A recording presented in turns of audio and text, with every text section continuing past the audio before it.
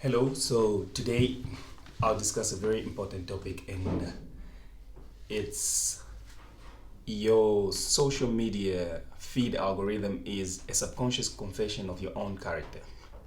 So, why am I really trying to bring this across the room?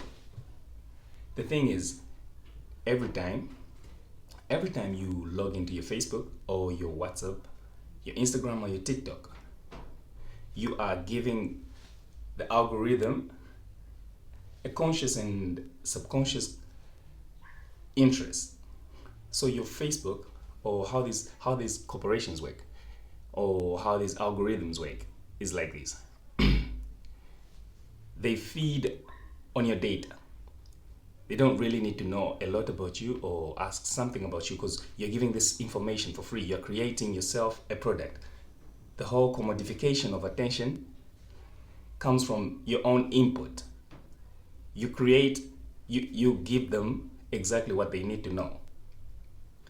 So you're only on this video because the algorithm knows, it knows what you're interested in. And that's how you found this video. That's how you're going to find something similar to this conversation. You're somebody that enjoys these types of conversations. And that's why you were recommended to see this video. It's a subconscious confession of your own character. And today I'll focus primarily on the argument that your whole feed algorithm creates a digital persona of who you are. You wake up in the morning and the first thing you do is check your phone. Very, very bad behavior. But let's say you do it. You check your phone and you already have something going on in your life. Something maybe you're going through betrayal or a breakup. And the first thing you see is a meme that confirms your bias against people that betrayed you.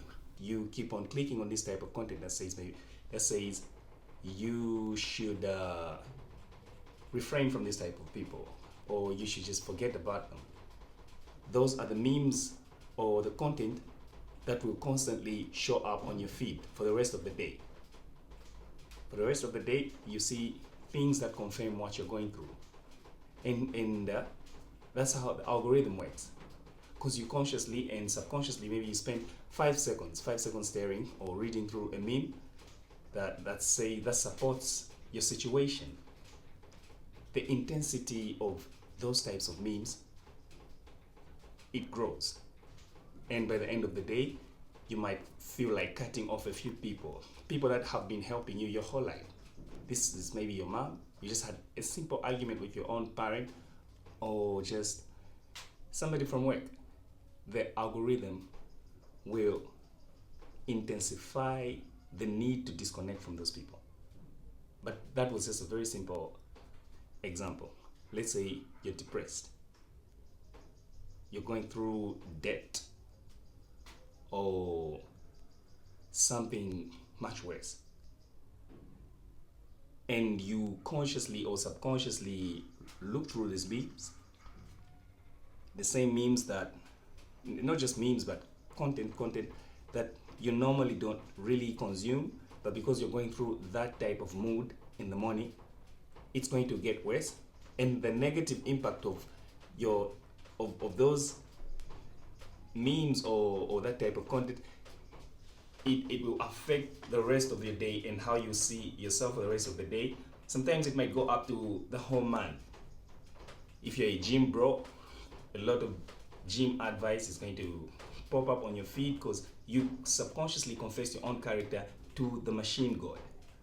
The machine god is not really a god in that sense, but it's something we've created for 200 years since the invention of the steam engine.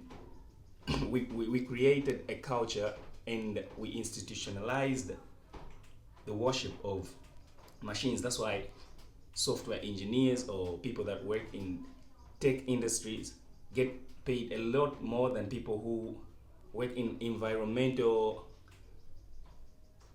jobs, like people who really take care of the planet, marine biologists. They get paid less as compared to people who are just sitting on the screens and pressing these computers, creating different ways of getting user information. That's why You've got corporations focusing a lot more on this type of jobs and not really doctors. In today's argument, I'm not really going to negate the fact that trends are collective confessions of interest of other users.